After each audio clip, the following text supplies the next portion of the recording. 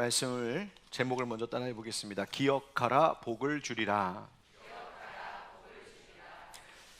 앞서 제가 기도할 때 시편의 말씀을 인용하여서 우리 모든 슬픔을 변하여 기쁨의 춤이 되게 하시고 베옷을 벗기시고 기쁨의 띠를 띄우시는 하나님, 그 하나님이 바로 우리 하나님이시다. 그 하나님을 믿는다, 그렇게 고백했습니다. 여러분 믿으십니까? 여러분 베옷을 벗긴다는 게 어떤 느낌인지 아시나요? 저는 어제 아침 일찍은 장례식 발인 예배를 인도했고, 어제 동일한 날 오후에는 결혼식을 다녀왔습니다. 뭐 그런 일이 목사들에게는 종종 있습니다. 그 전날 입관 때에 돌아가신 분 입관을 이제 참관하게 되는데, 사실 가족, 그것도 내 부모님이나 내 가장 가까운 가족이 세상을 떠났을 때 입관을 참관하는 것 외에는 사실 이렇게 입관실 들어가서 이렇게 염한다고 하죠. 그 모습 다 보고 이렇게 입관하는 모습을 보는 일이 일반 분들에게는 별로 없습니다. 또 이렇게 가족 외에는 들어오지 못하게 하고요. 근데 목사에게는 뭐 저는 그것이 특권이라고 생각합니다. 하나님 주신 은혜다. 장례를 치르는 그 고인의 시신을 눈앞에 보고 가족들이 그 앞에서 때로는 오열하기도 하지만 또 사랑하고 감사합니다 이렇게 고백하고 마지막 인사를 나누는 장면을 늘 곁에서 안타까운 마음으로 때로는 이렇게 보는 일이 많이 있습니다. 엊그제 입관도 그랬습니다. 돌아가신 분, 제가 말씀을 드렸었던 것 같은데 새벽에 우리 교인이 아니고 여기 옆에 백병원 호스피스에서 임종하신 어느 성도님이 오랫동안 투병 생활하셔서 교회를 정해두지는 못하고 그렇게 신앙생활 혼자 하시다가 돌아가신 분이기에 저희들에게 요청이 와서 기꺼이 가서 장례를 진례하고 왔습니다. 그런데 저는 처음 뵙는 거죠. 그러니까 살아생전에 한 번도 뵙지 못한 처음 뵙는 고인을 앞에 두고 있는데, 그분은 이제 입관하느라고 이제 다 베옷을 이제 입는 거죠. 너무나 귀한 성도님이고 형제들이 안타깝게 눈물로 울고 있는, 그런데 그 모습을 이렇게 보면서 정말 하나도 움직일 수가 없네. 스스로 이 베옷과 묶어놓은 이 끈을 풀 수가 없네. 어느 누구도 그 자리에서 풀고 일어선 분을 하면서 아직 한 번도 못 봤거든요. 능력이 없는 거예요. 그대로, 그 시신 그대로. 그런데 그 모습을 보면서도 믿는 가족들은 두렵지 않았습니다. 절망하지 않았어요. 왜? 그 싸매어진 베옷을 풀으실 하나님이 계시기 때문에 믿었기 때문입니다. 그것을 풀고 거기에 기쁨의 옷을 입히시고 기쁨의 띠를 다시 띄워주실 하나님이 우리의 아버지이심을 믿었기 때문입니다. 그래서 어제는 결혼식에서 우리 교회 청년 자매가 예쁜 웨딩드레스를 입고 신랑은 멋진 턱시도를 딱 입고 결혼식을 진행하는 아름다운 모습을 딱 보면서 그 전날 보았던 입관의 시신의 모습과 오버랩됐어요. 그렇겠구나. 우리가 이 세상 떠날 때는 너나 할 것 없이 다 뭐 내 의지와 상관없이 가족들이 이제 입 준비할 그 베옷, 그거 다 입고 꼼짝없이 거기에 묶여 입관되겠지만, 그러나 천국에서 주님 만날 때 우리 주님께서 그거 벗겨주시고 저기 신랑 신부가 입은 것 같이 예쁜 옷 입혀주셔서 기쁨의 노래를 부르게 하실 날이 있겠구나. 그거 생각하니까 정말 천국이 이런 곳이겠구나 하는 생각에 너무 감사한 시간이었습니다. 여러분, 예배라고 하는 것은 천국을 미리 맛보는 자리입니다. 천국의 그 기쁨, 그 슬픔의 베옷을 벗기시고 기쁨의 띠를 띄우시며 아름다운 옷을 입혀주시는 그 하나님의 완전한 구원이 이루어지는 그 기쁨과 그 감격, 그것을 아주 조금이라도 미리 맛보며 살라고 하나님께서 우리에게 허락하신 자리가 예배의 자리고 찬양의 자리입니다. 여러분, 오늘도 하나님께서 찬양하시는 여러분들, 또 말씀을 듣고 기도할 여러분들의 삶 가운데 있는 모든 슬픔을 다 벗기시고 다시 기쁨으로 옷 입혀주시는 즐거움이 우리 가운데 있기를 예수님의 이름으로 축원드립니다.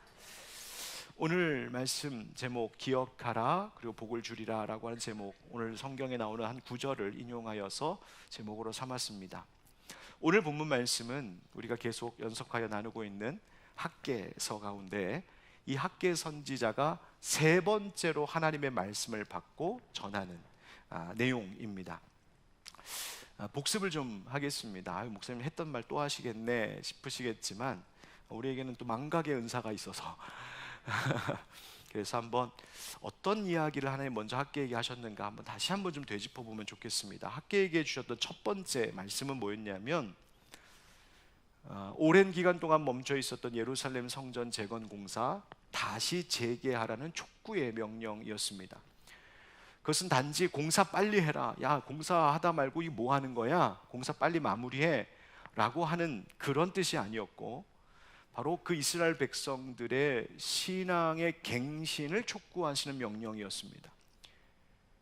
성전 재건 시작은 했었는데 여러 주변의 환경적인 또 정치적인 압박과 방해 속에 두려움과 근심과 염려로 그 성전 재건하는 것을 멈추었던 그 일, 그런 안타까운 일이었는데, 그러다 보니까 어떤 일이 벌어졌냐면 이 이스라엘 백성들이 빨리 다시 성전을 재건하기를 시작해야 되겠다라는 생각보다는 자기 집 짓고 자기 일하고 자기 가정 꾸리고 이 사회에 세상에 돌아가는 일들 새롭게 재구축하는 일에만 몰두하느라 정작 하나님을 우선으로 사는 삶은 해이해지기 시작했던 겁니다. 그래서 성전 재건을 통하여 하나님은 바로 그 백성들의 마음의 중심에, 그 주인의 자리에 하나님을 다시 모시라고 그 일을 시키셨던 겁니다. 그들의 일상의 모든 생활 가운데, 사람들이 모든 어떤 선택을 하고 계획을 하는 모든 일 가운데 하나님이 항상 우선되도록 하는 그 삶을 회복하라고 그 성전 재건의 일을 도구로 맡기신 것이었습니다.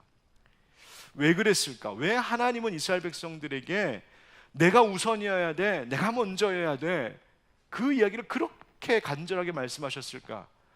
이유는 하나님은 백성들의, 우리의 전부를 원하시는 하나님이시기 때문이었습니다. 왜?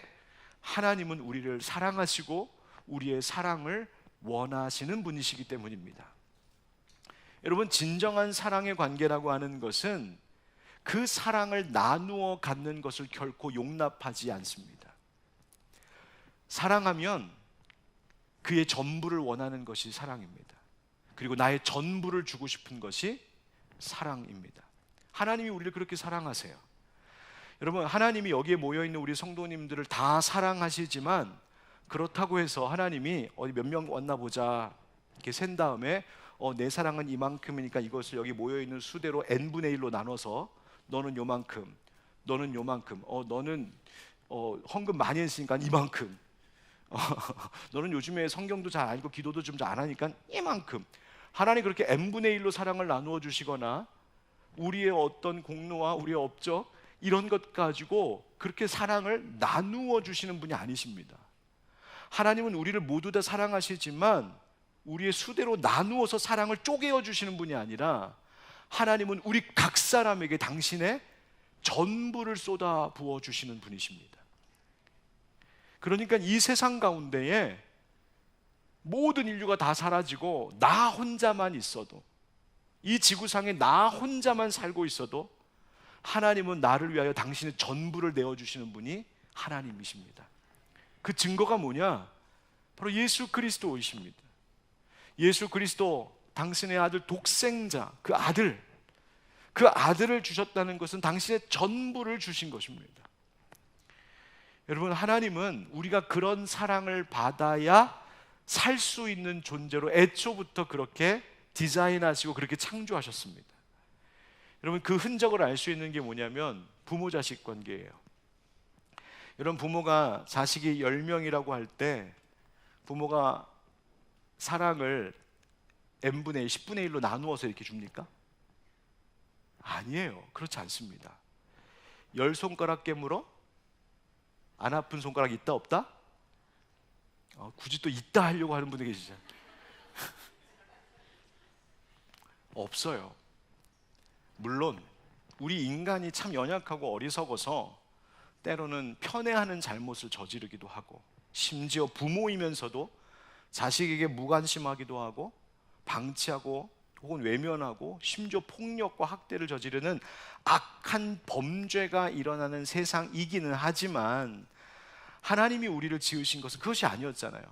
인간이 죄로 타락해서 그 모양이 되었지, 하나님이 지으신 인간은 자식에게 자기의 전부를 내어주는 사랑을 베풀도록, 그리고 자녀들은 그 전부를 받아야만 사는 존재로 삼으셨어요. 여러분, 10명의 자녀들이 있을 때 생각해 보세요. 10명의 자녀들이 이럽니까? 야, 이렇게 태어나서 보니까 나의 형제가 10명이야. 그래갖고 어머니 아버지한테, 어머니 아버지, 우리가 형제가 10명이니까 제게는 10분의 1의 사랑만 주셔도 되겠습니다. 저희가 고르게 나눠 갖겠습니다. 여러분, 그런 자식이 있어요? 천만에요. 자식은 마치 자기가 외동딸 외동아들인 것처럼 전부를 원해요. 아무리 형들 누나들 오빠 언니 동생 쫙 있어도 자식은 부모에게 그 당신의 사랑의 전부를 나에게 달라고 목말라 하는 것이 자식이고, 그래서 그렇게 자기의 전부를 주는 사랑이 바로 부모와 자식의 사랑의 관계이거든요. 여러분, 사랑의 관계라고 하는 것은 진정한 그 하나님이 보여주신 사랑의 흔적은 어떤 것이냐면, 그처럼 전부를 주고 또한 전부를 받기를 원하는 그 사랑이에요. 출애굽기 34장 14절 말씀 한번 같이 읽어보실까요? 시작. 너는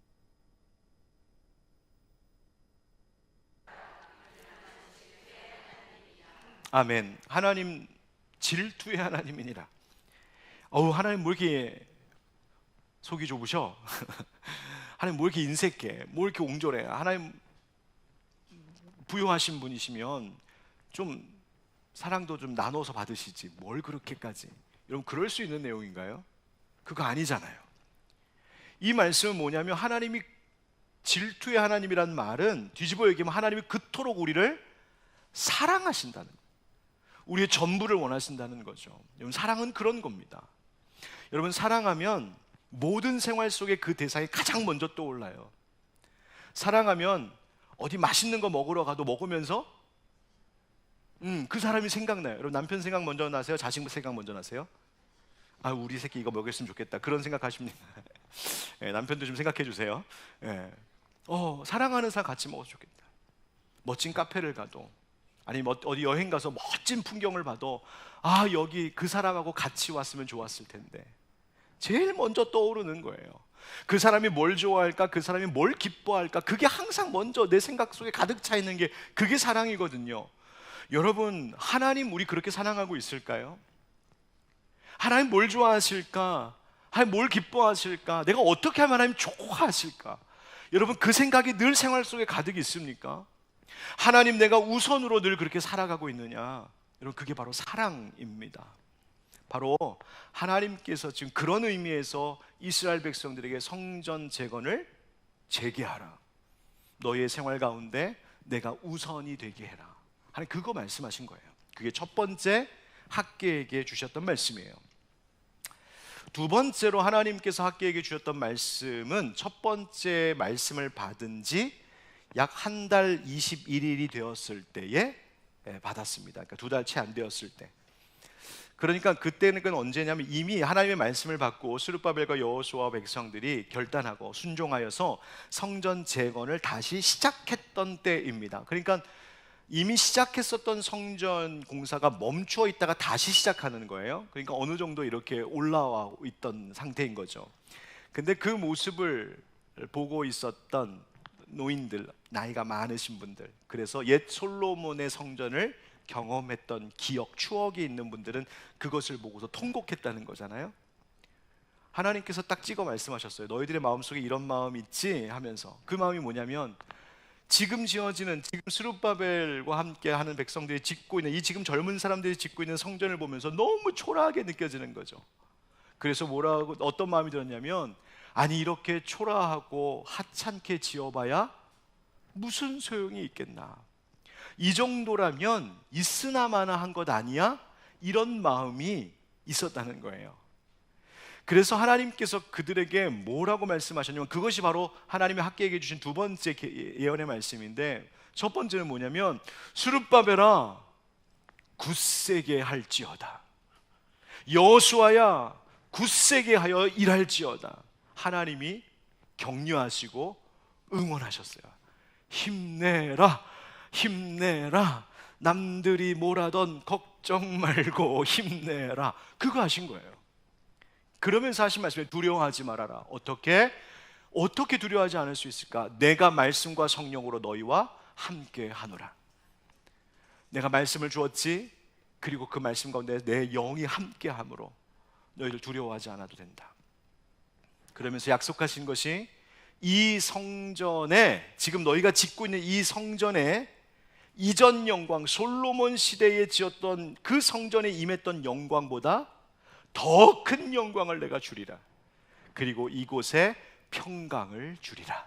할렐루야. 하나님 그 약속하셨어요. 그 두 번째 하나님 말씀하신 거예요.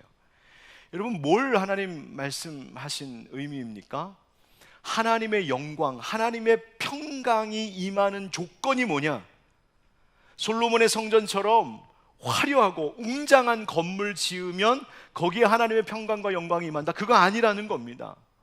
외형적으로 봤을 때 사람들이 우와 할 정도로 대단하게 높이 지어 올려야 하나님이 거기에 영광으로 임하신다, 그거 아니라는 겁니다. 그럼 하나님의 영광, 하나님의 평강이 어디에 임하느냐? 바로 앞서 말씀하신 대로 하나님 우선의 신앙으로 회복된 그 삶, 하나님 우선, 하나님 먼저, 하나님 중심으로 회복된 그 공동체에 하나님이 영광으로 함께 하신다는 것입니다. 그래서 하나님의 뜻에 순종하여서 하나님 주신 그 명령, 그 사명, 하나님 뜻대로 내가 최선을 다하여서 성실히 행할 때, 비록 그 결과물이라는 것은 예전에 지었던 솔로몬 그때의 성전과 비교할 수 없을 만큼 초라한 결과물일지라도, 다른 사람들이 어떻게 이루어 놓은 공로와 업적, 그것에 비하여서 아무것도 아닌 내 인생의 결과물일지라도, 그러나 그것이 하나님께서 내게 주신 명령이었고, 그것이 내게 주신 하나님의 사명이었고, 내가 그래서 하나님 사랑하는, 절대적으로 하나님 사랑하는 마음으로 그 일을 위하여서 최선을 다하여 성실히 임하여서 이루어낸 열매라면, 결과라면 하나님 그 기뻐 받으시고, 누가 지은 성전보다, 누가 지은 건물보다, 누가 만들어낸 공로 업적보다 내가 너의 그 열매에 내 영광을 나타내겠다, 평강 주겠다 하나님 약속하시는 것입니다. 그리고 하나님의 말씀과 성령으로 함께 하시듯이, 하신다 약속하신 것처럼 우리도 하나님의 말씀을 사모하고 그 성령을 사모할 때 하나님이 그곳에 영광과 평강으로 함께 하실 줄 믿습니다. 여러분, 우리가 하나님 먼저입니다, 하나님 우선입니다 라고 하는 것, 예배당 안에서, 그러니까 이 안에서 예배드리면서, 혹은 저는 설교하면서, 우리가 함께 찬양하면서 기도하면서 하나님 우선입니다, 하나님 먼저입니다 하는 것은 쉽습니다. 왜? 다 그렇게 하거든요. 지금 내 옆에 있는 사람도 봐도 하나님 우선입니다 지금 그러고 찬양하고 있는 거고, 내 뒤를 돌아봐도 하나님 먼저입니다 그리고 기도하고 있는 거거든요. 그러니까 여기서는 아무 문제가 없어요. 그렇게 해도 별로 이상하지 않고 그게 당연하고 너무 쉬워요. 문제는 조금 있다 저기 문 밖으로 나가서입니다. 저기로 나가면 하나님 우선입니다 하는 사람들만 살고 있는 게 아니거든요. 이 세상 가운데 하나님 우선? 무슨 소리? 돈이 먼저고, 세상적 지위가 우선이고, 내가 세상에 출세하는 게 먼저고, 내 자식 세상적으로 잘 되는 거, 성공하는 거, 일 잘 되고 장사 잘 되는 거, 돈 많이 버는 거, 그게 우선이지라고 하며 여기며 사는 사람들이 훨씬 많거든요. 그 사람들의 틈바구니 속에서 살면서도 그 모든 사람들이 생각하는 그 가치관을 나는 거부하고, 나는 그래도 하나님 우선입니다, 난 그래도 하나님 먼저입니다 라고 하며 살아가는 것, 여러분 이곳에서처럼 그렇게 쉽지 않습니다. 그런데 하나님이 진짜 원하시는 것은 바로 그런 삶입니다. 그렇게 살 때, 내가 직장일 하면서도, 가정의 살림하면서도, 자녀들 양육하면서도, 때로는 혼자 있을 때에도, 누가 보든지 안 보든지 그때에도 내가 하나님 먼저 생각하고, 하나님 우선이라고 하고, 하나님 뭘 좋아하실까, 하나님 뭘 기뻐하실까 생각하고, 나를 격려하시고 응원하고 계신, 굳세게 할지어다 말씀하시는 그 주님의 음성을 들으면서 나도 내 삶의 자리에서, 내 일상의 자리에서 하나님 우선입니다 하면서 살 때 바로 그 삶이 성전이 되는 것이고, 그 삶에 하나님의 영광이 나타나 이전의 영광보다 더 큰 영광을 보고 세상이 줄 수 없는 하나님의 평강을 부어주신다고 약속하시는 것인 줄 믿습니다. 이 특별 기도의 기간 가운데 함께 하시는 우리 성도님들, 또 이 세단장 프로젝트가 진행되는 이 기간 동안에 바로 그렇게 함으로 하나님의 영광, 하나님의 평강을 누리고 맛보는 그 은혜가 우리 가운데 충만하게 있기를 예수님의 이름으로 축복합니다. 여기까지 이제 복습. 자, 오늘 본문, 이제 학계가 이제 몇 번째 하나님의 말씀을 전하는 거예요? 이렇게 했는데도 잘 모르겠죠. 세 번째 이제 말씀을 전합니다.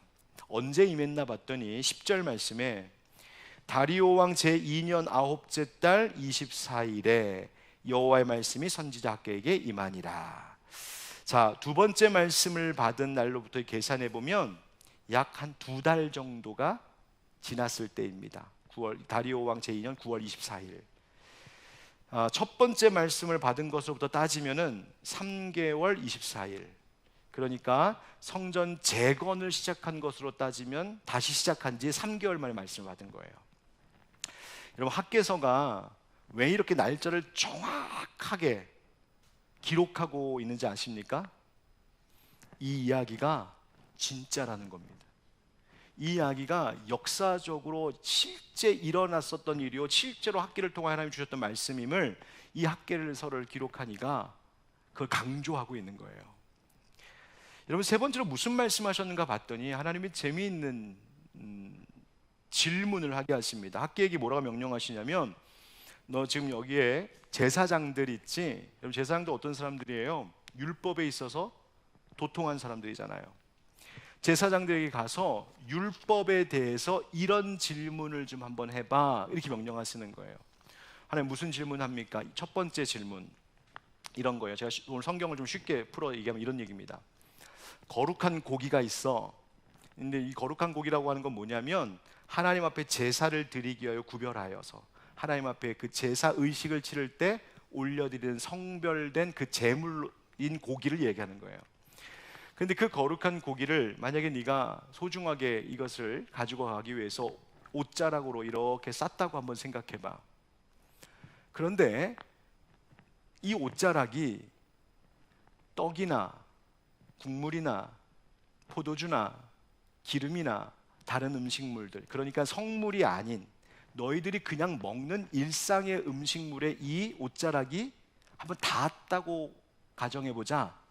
그러면 그 닿은 일반적인 음식물도 거룩하게 되는 것이냐? 라고 물어보라는 거예요. 재밌죠? 그러니까 거룩한 고기를 쌌던 옷자락으로 다른 일반적인 구별되지 않았던 우리가 먹는 음식을 딱 대면 그것도 성물이 되느냐라고 물어보라는 거예요. 그 학교에 가서 물어봤어요. 근데 제사장이 봅시다. 율법에 의하면 그렇지 않습니다. 아니다. 여러분, 무슨 뜻일까요? 거룩하게 된다는 것, 성결하게 된다는 것은 물질이나 제사의 의식적인 행위를 통하여서 자연히 그렇게 되는 것이 아니라는 거예요. 그렇게 어떤 마법적으로 주술적으로 이게 거룩해, 그런데 이렇게 닿으면 이것도 거룩해져, 그런 게 아니라는 거예요.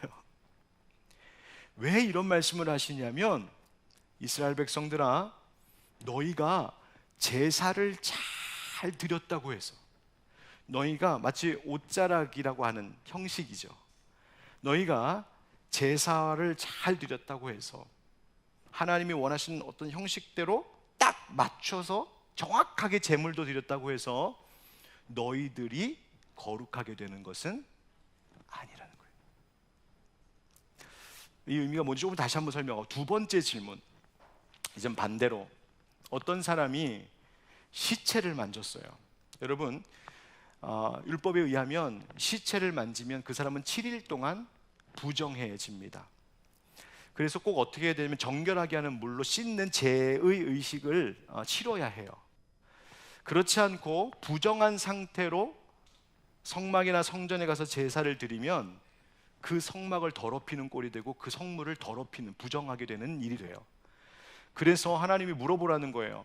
어떤 사람이 시신을 만졌는데 그래서 부정하게 되었어. 그런데 그 사람이 만약에 다른 물건을 딱 만지면 그 물건이 부정하게 되느냐라고 한번 물어봐. 그래가지고 또 물어봤어요. 그래서 제사장들이 율법을 딱 생각하더니 맞습니다. 부정한 사람이 물건을 만지면 그것은 부정해집니다라고 얘기해 줬어요.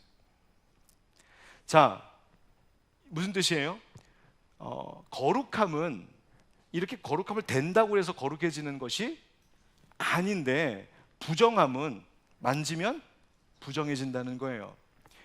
먼저 여기서 얘기하는 것이 뭐냐면 이 부정함, 바로 죄의 속성이 그렇다는 거예요. 죄는 어떤 속성을 가지고 있냐면 오염시킵니다. 전염성이 있습니다. 여러분, 죄 짓는 사람들이 제일 잘하는 게 뭐냐면 사람 꼬시는 거예요. 나쁜 짓 하러 갈 때 혼자 안 가요. 쿡쿡 찔러, 야 같이 하자. 같이 하자. 죄는 점점점 확산하는 힘이 있거든요. 그러나 거룩함이라고 하는 것은 그렇게 되는 것이 아니라는 거예요. 야, 이 말씀이 왜 이런 말씀 하실까? 14절 말씀 한번 같이 읽겠습니다. 14절 시작. 이에 학개가 대답하여 이르되 여호와의 말씀에 내 앞에서 이 백성이 그러하고 이 나라가 그러하고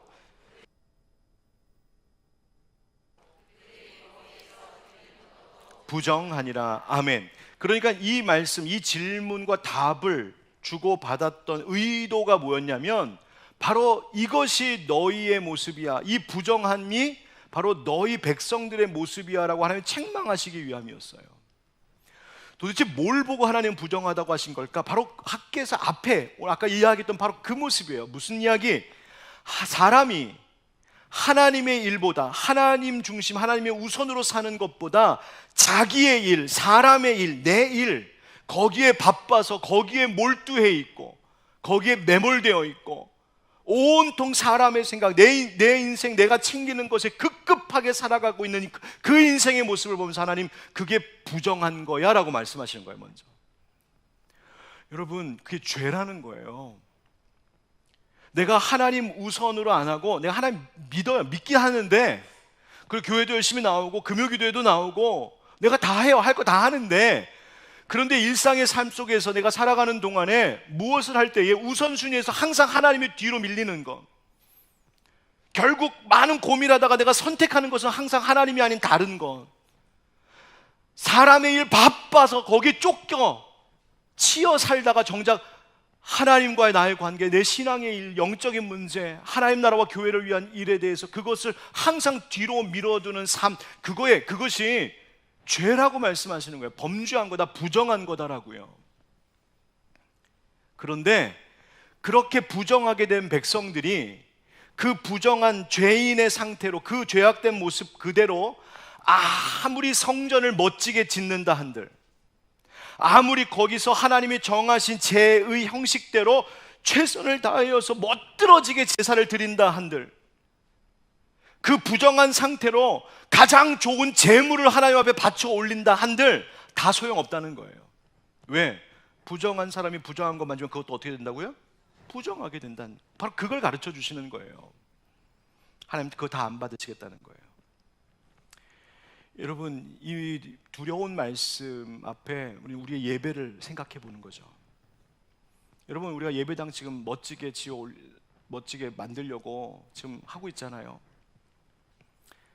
여러분, 리모델링 전도가 아니라 만약에 우리가, 그럴 일은 절대 없겠지만, 이 건물 다 허물고 땅을 더 옆에도 막 사, 그래갖고 최고로 멋지고 최고로 높은 교회 예배당 성전을 쫙 쥐어 올렸다 해도 그 속에 들어가서 예배할 우리들이 거룩해지지 않으면 다 소용없다는 겁니다.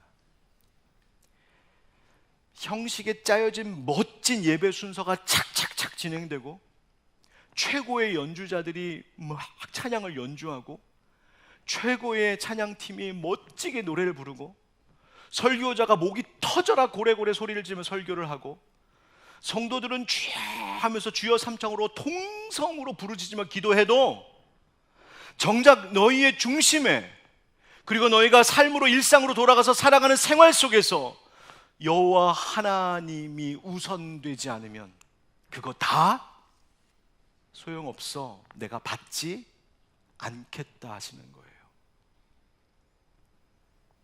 내 중심이 철저하게 회개하여서 내 중심이 변화되지 않으면, 내 옛사람이 예수 십자가 위에서 함께 주님과 함께 못 박히고 그래서 나 옛사람은 죽었습니다. 나는 이제 내 삶의 주인은, 내 인생의 가장 우선은 언제나 우리 주님이십니다라고 하는 고백, 그것 없이 겉모양 화려하게 짓고 겉모양 예배하는 모습 멋지게 손들면서 찬양하고 남들처럼 소리 지르며 통성으로 기도해도 내가 예수 앞에서 변화되고 예수 앞에서 내가 꼬꾸라지지 않는 그 회심의 결정적인 역사 없이는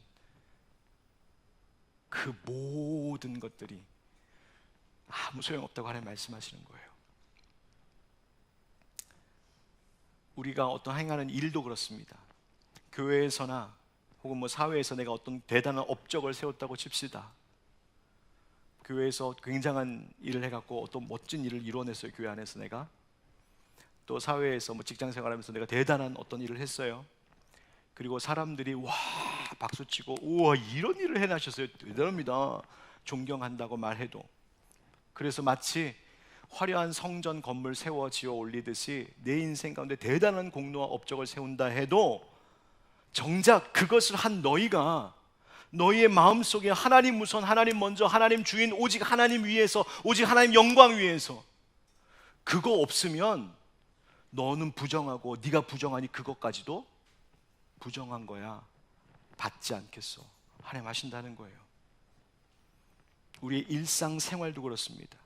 앞서도 말씀드린 것처럼 내가 여기서는 하나님 손을 들고 찬양하면서 높여 올려도 저 문 밖으로 나가서 생활하는 동안에는 정작 하나님과 함께하는 자의 모습을 전혀 찾아볼 수 없고, 하나님 우선은커녕 늘 뒷전으로 하나님 밀어두고, 아니면 이러게도 해요. 우리는 난 하나님 모셔요. 우리 하나님 내 주인이시니까 내 마음의 집 가운데 제일 좋은 방 안방에 우리 하나님 모셨어요. 그리고는 안방 문 딱 닫아놓고 하나님 그런데 나오지 마세요. 제가 알아서 다 할 테니까 하나님 여기 가만히 앉아 계세요. 그래서 제가 가져다 드린 음식 드시고 제가 TV 틀어드리니까 TV 보시면서 가만히 계세요. 제가 알아서 하고 올게요. 그런 식으로 신앙생활하고 있다면 아무 소용없다는 거예요. 어떤 일을 선택하고 계획하면서 하나님께 단 한 번도 묻지 않고 내 마음, 내 생각, 내 기분대로 하고, 나에게 주어진 시간과 물질, 돈, 재능 하나님 위해서, 하나님 먼저, 하나님 우선으로 그것들을 사용하는 것이 아니라 늘 나 중심, 사람 중심, 나를 바쁘게 밀고 있는 그 인생의 일들, 세상의 세속적인 일들의 그런 것에만 내가 늘 그것을 다 쏟으며 산다면, 오늘 14절의 말씀처럼 끝에 그들의 손에 모든 일도 그로하고 그들이 거기에서 드리는 것도 부정하니라. 다 소용없다는 거예요. 지금 이스라엘 백성들은 이 말씀이 어떻게 다가오는 거냐면, 열심히 지금 3개월 동안 성전 재건 다시 막 쌓아 올리고 있는데 하나님 중간에 턱 말씀하시는 거예요. 열심히 하는 거 좋은데 성전이 세워졌다는 것만으로 너희가 당연하게 거룩하게 될 거라는 착각은 버려라. 그것만으로 너희가 다시 하나님의 축복을 받을 거라고 하는 기대는 버려라. 성전 재건하면서 너희의 중심이 달라져야 돼. 하나님 그거 말씀하시는 거예요. 이것과 유사한 설교를 한 선지자가 하나 더 있었어요. 그 누구냐면 예레미야입니다. 예레미야 7장에 보면 이런 이야기를 합니다. 제가 예레미야 7장의 말씀을 표준 세번역으로 이제 같이 보여드리면서 읽어드릴 때 좀 깁니다. 근데 왜 긴데도 제가 왜 이걸 다 읽어드리려고 하냐면, 이렇게 말씀하시는 하나님의 심정이 어떤 것인지를 우리가 이 자리에서 좀 느껴봤으면 좋겠어서 이거 좀 읽어드리려고 합니다. 잘 보시고 한번 잘 들어보십시오. 하나님 말씀, 예레미야를 통하여 말씀하시는 거예요. 나 만군의 주 이스라엘의 하나님이 말한다. 너희의 모든 생활과 행실을 고쳐라. 그러면 내가 이곳에서 너희와 함께 머물러 살겠다. 이것이 주의 성전이다, 주의 성전이다, 주의 성전이다. 그러니까 예루살렘 성전 두고 하는 말이에요. 그렇다라고 속이는 말을 너희는 의지하지 말라. 그게 속이는 거짓이랍니다. 너희가 모든 생활과 행실을 참으로 바르게 고치고 참으로 이웃끼리 서로 정직하게 살면서 나그네와 고아와 과부를 억압하지 않고 이곳에서 죄 없는 사람을 살해하지 않고 다른 신들을 섬겨 스스로 재앙을 불러들이지 않으면 내가 너희 조상에게 영원 무궁하도록 준 이 땅, 바로 이곳에서 너희가 머물러 살도록 하겠다. 그런데도 너희는 지금 전혀 무익한 거짓말을 의지하고 있다. 너희는 모두 도둑질을 하고 사람을 죽이고 음행을 하고 거짓으로 맹세하고 바알에게 분향을 하고 너희가 알지 못하는 다른 신들을 섬긴다. 너희는 이처럼 내가 미워하는 일만 저지르고서도 내 이름으로 불리는 이 성전으로 들어와서 내 앞에 서서 우리는 안전하다 하고 말한다. 너희는 그런 역겨운 모든 일들을 또 되풀이하고 싶어서 그렇게 말한다. 그래, 내 이름으로 불리는 이 성전이 너희의 눈에는 도둑들이 숨는 곳으로 보이느냐? 여기에서 벌어지는 온갖 악을 나도 똑똑히 다 보았다. 나 주의 말이다. 너희는 내가 처음으로 내 이름을 두었던 실로에 있는 내 처소로 가서 내 백성 이스라엘의 죄악 때문에 내가 그곳을 어떻게 하였는지 보아라. 너희가 온갖 죄를 지었으므로 내가 너희에게 둘러서서 경고하였으나 너희는 듣지 않았다. 내가 불렀으나 너희는 대답하지도 않았다. 나 주의 말이다. 그러므로 내가 실로에서 한 것 꼭 똑같이 내 이름으로 불리며 너희가 의지하는 이 성전, 곧 내가 너희와 너희 조상에게 준 이 장소에 내가 똑같이 하겠다. 내가 너희의 모든 형제 곧 에브라임 자손 모두를 내 앞에서 쫓아버렸던 것과 똑같이 너희도 내 앞에서 멀리 쫓아버리겠다. 그러므로 너 예레미야는 이 백성을 보살펴달라고 기도하지도 말아라. 너는 그들을 도와달라고 나에게 호소하거나 간구하지도 말고 나에게 조르지도 말아라. 나는 이제 너의 말을 들어주지 않을 것이다. 하나님이 분노하셨어요. 그러면서 말씀하신 23절 한번 같이 읽어볼까요? 시작. 오직 내가 명한 것은 너희는 나에게 순종하여라. 그러면 내가 너희 하나님이 되고 너희는 나의 백성이 될 것이다. 내가 너희에게 명하는 그 길로만 걸어가면 너희는 잘 될 것이다 하는 것뿐이었다. 아멘. 하나님이 원하셨던 그거였다는 거예요. 멋진 성전 짓는 것도 아니고 그 성전 속에 쏙 들어가서 우리는 안전해, 우린 괜찮아, 그거 아니라는 거죠. 내가 원하는 것은 너의 삶의 그 자리에서 생활과 행실 속에서 고쳐 하나님이 원하시는 뜻대로 순종하면서 사는 것. 그 길이 뭐예요? 삭개를 통해서 말씀하신 거예요. 하나님 우선, 하나님 먼저, 사랑하되 하나님께 나의 전부를 드려 사랑하는 것. 그거 원하신다는 거죠.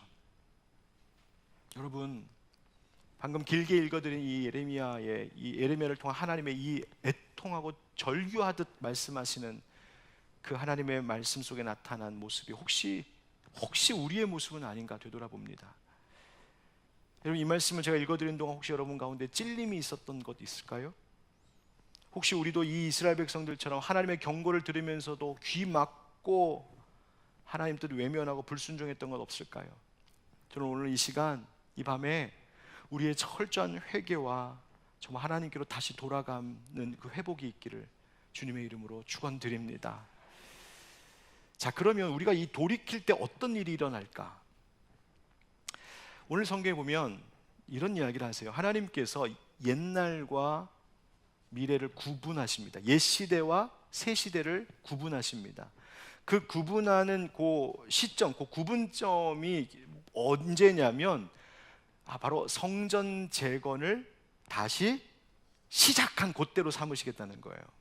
그러니까 그들이 결단하고 하나님의 말씀에 순종하기로 한 때로 그 전은 옛날, 옛 시대, 시작한 다음부터는 새 시대, 이렇게 하나님이 이제 구분하시겠다는 겁니다. 그러면서 하시는 말씀이 15절 말씀에 이제 원하건대 너희는 오늘부터 이전 곧 여호와의 전에 돌이 돌 위에 놓이지 아니하였던, 그러니까 성전 재건이 시작되지 않았던 그 옛 때를 기억하라, 이렇게 말씀하시는 거예요. 한번 따라하겠습니다. 실패를 통해 주신 깨달음을 기억합시다. 여기서 하나님이 기억하라고 하신 것은 바로 이것입니다. 실패를 통해 주셨던 깨달음. 그 실패가 뭐예요? 성전 재건이 공사가 중단되어지고 저들이 하나님 우선이 아닌 자기의 인생 일에 우선을 두고 살아갔을 때 그 실패, 그걸 기억하라는 거예요. 그때는 어떤 일이 있었기 때문에 16절 17절에 이런 말씀이 있습니다. 그때는 20고루 곡식 더미에 이른즉 10고루뿐이었고 포도주 틀에 50고루를 기르러 이른즉 20고루뿐이었느니라. 만군의 여호와가 말하노라. 내가 너희 손으로 지은 모든 일의 곡식을 마르게 하는 재앙과 깐부기 재앙과 우박으로 쳤으나 너희가 내게로 돌이키지 아니하였느니라. 여러분, 이게 무슨 말씀이냐면, 하나님 도대체 우리가 성전 재건을 다시 시작하기 전에는 어떤 시대를 살았던 겁니까? 어떤 생활이었습니까? 이게 하나님 말씀하시는 거예요. 그때 너희 형편이 어땠는지 잘 생각해봐. 여기서 이제 20고르라고 되어 있는데 이것이 이제 도량인데, 여러분 사실은 성경에 보면 고르라는 표현이 없습니다.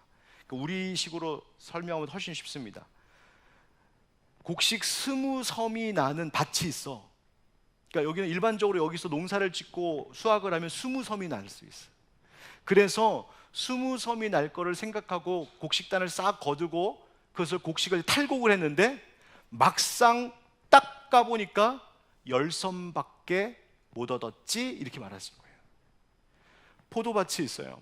이 포도밭에서 나는 포도 싹 걷어다가 틀에다 놓고 포도즙을 짜면 50동이, 50동이가 50그릇이 나올 거라고 기대를 하고 열심히 농사짓고 수확하고 쫙 짰는데 짜놓고 보니 겨우 20동이에 불과했지, 말씀하시는 거예요. 무슨 말씀인지 알죠?